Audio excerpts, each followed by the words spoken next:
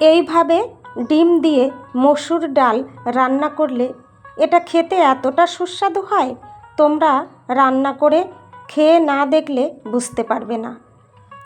নমস্কার বন্ধুরা, আমি সুচরিতা। আমার রান্নাঘরে তোমাদের সকলকে স্বাগত জানাই। আজকে আবারও চলে এসেছি তোমাদের কাছে একটা নতুন রেসিপি নিয়ে। আজকে আমি তোমাদের সঙ্গে ডিম দিয়ে মসুর ডালের রেসিপিটা শেয়ার করে নেব। সেই জন্য দেখো, এখানে প্রথমেই আমি 150 গ্রাম মসুর ডাল নিয়েছি। এই ডাল খুব ভালোভাবে ধুয়ে পরিষ্কার করে নেব। ধোয়ার জন্য এই ডালের ভেতরে আমি জল দিয়ে দিলাম। এখন এই ডালগুলো খুব ভালোভাবে হাত দিয়ে চটকে চটকে ধুয়ে নেব। 2-3 বার জল পাল্টে পাল্টে এখানে আমি মসুর ডাল ধুয়ে পরিষ্কার করে নিয়েছি। এই মসুর ডাল জল দিয়ে 10 মিনিটের মতো ভিজিয়ে রেখে দেব। ডালগুলো একটু ঢাকা দিয়ে রেখে দিলাম। এখানে দেখো, একটা টিপটে 5টা ডিম নিয়েছি। এই ডিমের মধ্যে পরিমাণ মতো জল দিলাম আর হাফ চামচের মতো লবণ দিলাম। ডিমগুলো সেদ্ধ করে নেব। ডিম সেদ্ধ করার সময় লবণ দিয়ে সেদ্ধ করলে ডিমের খোসাগুলো খুব ভালোভাবে উঠে আসে। ডিম সেদ্ধ করা হয়ে গেছে, এগুলো আমি খোসা ছাড়িয়ে পরিষ্কার করে নিয়েছি। দেখো কতটা ভালোভাবে খোসাগুলো উঠে গেছে। এখন এই ডিমের মধ্যে একটু লবণ দিয়ে দিলাম আর একটু হলুদ গুঁড়ো দিয়ে দিলাম। ডিমের গায়ে লবণ আর হলুদ গুঁড়ো খুব ভালোভাবে মেখে নেব।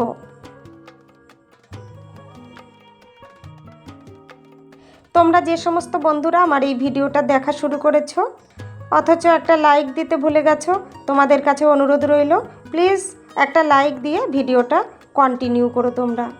লবণ আর হলুদ গুঁড়ো দিয়ে ডিমগুলো ভালোভাবে মেখে নিয়েছি। এখন চলে এসেছি গ্যাস ওভেনের কাছে। গ্যাস ওভেন অন করে একটা কড়াই বসিয়ে দিয়েছি।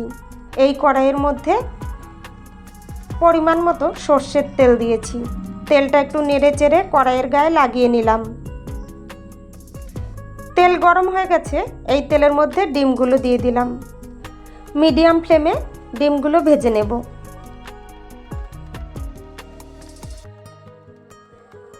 যখন দেখব এই ডিমের গায়ে হালকা রং ধরে গেছে, তখন এগুলো নামিয়ে নেব।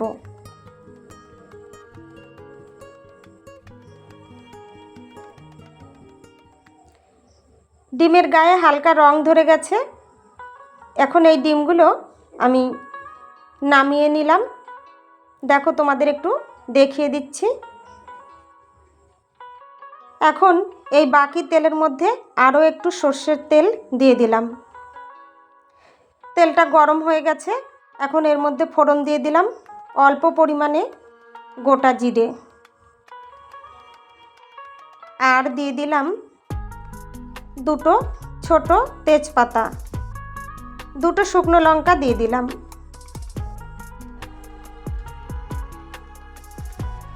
এর মধ্যেই 2টো এলাচের মুখ ফাটিয়ে দিয়ে দিয়েছি আর দিয়ে দিলাম 2টো লবঙ্গ। এর সঙ্গেই দিয়ে দেব 2 টুকরো দারচিনি। দেখো 2 টুকরো দারচিনি দিয়ে দিলাম। এখন এই ফোড়নটা একটু নেড়ে চেড়ে হালকা ভেজে নেব।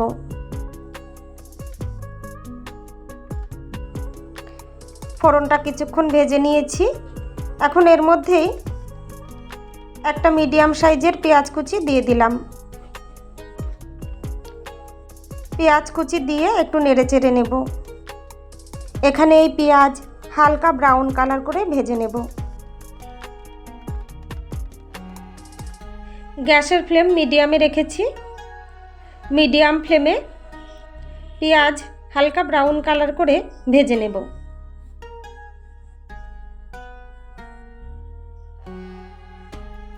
এখানে এই পেঁয়াজ হালকা ব্রাউন কালার করে ভেজে নিয়েছি। এখন এর মধ্যে বাটা মশলা দিয়ে দেব। হাফ চামচ আদা বাটা দিলাম, হাফ চামচ রসুন বাটা দিলাম। আদা রসুন বাটা একটু নেড়ে চেড়ে সব কিছুর সঙ্গে মিশিয়ে নেব।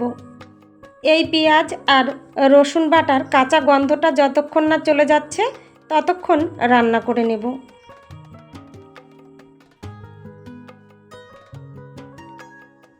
এখানে দেখো বেশ কিছুক্ষণ সময় নিয়ে রান্না করে নিয়েছি। পেঁয়াজ আর রসুন বাটার কাঁচা গন্ধটা চলে গেছে। এখন এর মধ্যে একটা মিডিয়াম সাইজের টমেটো কুচি দিয়ে দিলাম। টমেটো কুচি দিয়ে একটু নেড়ে চেড়ে নেব। এই টমেটো কুচি দেওয়ার পর কিছুক্ষণ রান্না করে নেব। টমেটো কুচি দিয়ে কিছুক্ষণ রান্না করে নিয়েছি। এখন এর মধ্যে গুঁড়ো মশলা দিয়ে দেব। হাফ চামচের মতো ধনিয়া গুঁড়ো দিলাম, হাফ চামচ লাল লঙ্কার গুঁড়ো দিলাম, আর পরিমাণ মতো হলুদ গুঁড়ো দিলাম। গুঁড়ো মশলাটা নেড়ে চেড়ে সব কিছুর সঙ্গে ভালোভাবে মিশিয়ে নেব। এই সময় আমি জিরের গুঁড়ো দিলাম না, কারণ পরে আমি ভাজা জিরের গুঁড়ো এই রান্নার মধ্যে দেব, সেই জন্য এখন আর দিলাম না। এখন ঢাকনা দিয়ে ঢেকে দিলাম। 5-6 মিনিটের মতো রান্না করে নিয়ে ঢাকনা তুলে দিয়েছি। একটু নেড়ে চেড়ে নেব। এখানে মশলাটা খুব ভালোভাবে কষানো হয়ে গেছে। মশলার থেকে তেল ছেড়ে দিয়েছে, এতে বুঝতে হবে মশলাটা খুব ভালোভাবে কষানো হয়ে গেছে। এই সময় ভিজিয়ে রাখা মসুর ডাল দিয়ে দিলাম। মসুর ডাল দিয়ে একটু নেড়ে চেড়ে নেব। এই মসুর ডাল মশলার সঙ্গে ভালোভাবে মিশিয়ে নেব।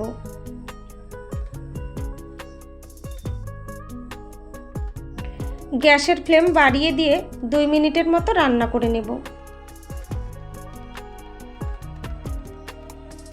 এই সময় এর মধ্যে স্বাদ মতো লবণ দিয়ে দিলাম।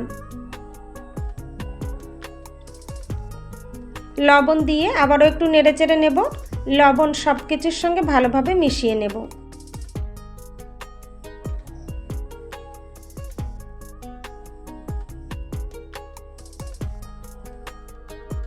2-3 মিনিটের মতো মসুর ডাল মশলার সঙ্গে কষিয়ে নিয়েছি।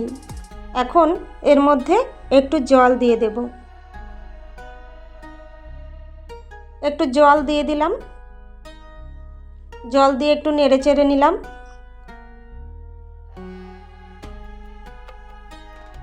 এখন গ্যাসের ফ্লেম মিডিয়ামে করে দিয়েছি। মিডিয়াম ফ্লেমে ঢাকনা দিয়ে ঢেকে 5-6 মিনিটের মতো রান্না করে নেব। ঢাকনা দিয়ে ঢেকে দিলাম। 5-6 মিনিটের মতো রান্না করে নিয়ে ঢাকনা তুলে দিয়েছি। এখানে দেখো মসুর ডাল সেদ্ধ হয়ে গেছে। খুব বেশি সেদ্ধ করার দরকার নেই। এই মসুর ডালগুলো গোটা গোটা থাকবে, অথচ সেদ্ধ হয়ে যাবে। এরকম অবস্থায় থাকলেই হবে। ঢাকনা তুলে একটু নেড়ে চেড়ে নিলাম। এই সময় এর মধ্যে ফুটিয়ে রাখা গরম জল দিয়ে দিলাম।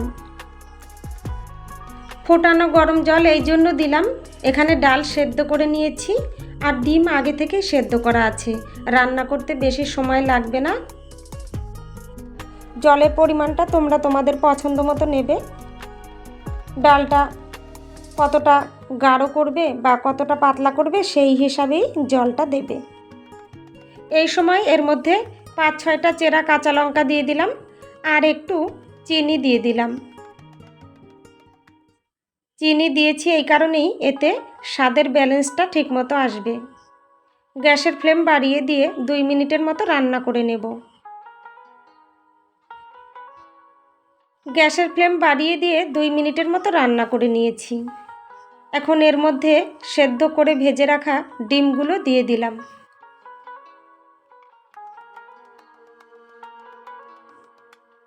ডিম দিয়ে একটু নেড়ে চেড়ে নিলাম।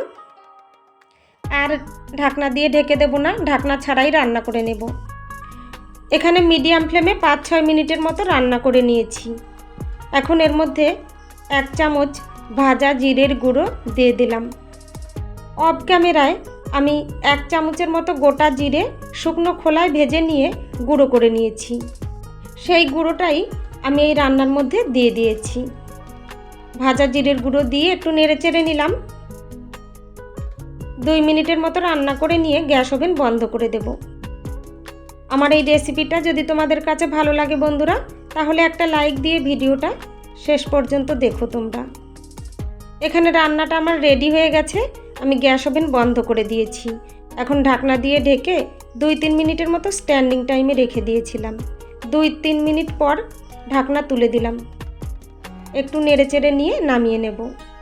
তোমরা যে সমস্ত নতুন বন্ধুরা আমার এই ভিডিওটা দেখছো অথচ আমার চ্যানেলটা সাবস্ক্রাইব করোনি, তোমাদের কাছে অনুরোধ রইল, আমার এই রেসিপিটা যদি তোমাদের কাছে ভালো লাগে তাহলে আমার চ্যানেলটা সাবস্ক্রাইব করে পাশে থাকা বেল বাটনটা প্রেস করে রেখো।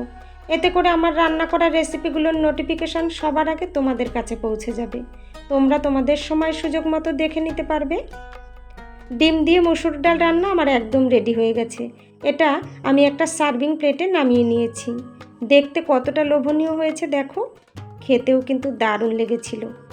অনেক ধন্যবাদ বন্ধুরা আমার এই ভিডিওটা শেষ পর্যন্ত দেখার জন্য আর আমার পাশে থাকার জন্য।